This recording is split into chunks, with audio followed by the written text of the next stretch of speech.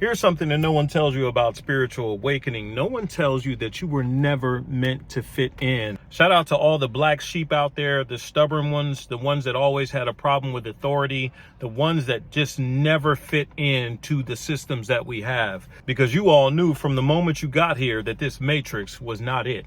You knew as a child, but you had to fit into the systems. You had to do what they told you to do. And a lot of you got in trouble because at a certain point in time, you just said, to hell with it, I'm going to be my authentic self. And that didn't fit into the narratives that the Matrix holds for us. And you knew all this information because you had the codes. You had the codes for authenticity. You had the codes for originality. You had the codes for awakening. You have been embodying that your entire life, and it has been a struggle. So I want to acknowledge that struggle of walking through this matrix when it was not okay to be awakened, when it was not okay to be different, when it was not okay to be something other than the cookie cutter version of people that our society said we were supposed to be. I want to honor the moments where you struggled in this life because you were sitting in your room alone. You were crying.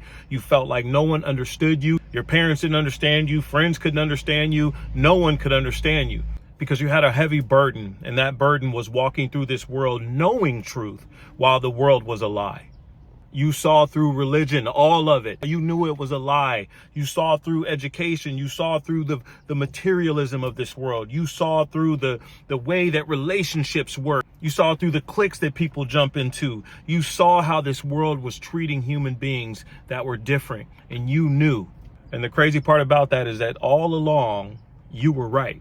And shout out to you for never fitting in and paving a path for the rest of the world to follow. So I just want to say thank you for being authentic. Thank you for staying 10 toes down in who you were and who you are. And thank you for helping to pave the path for spiritual awakening.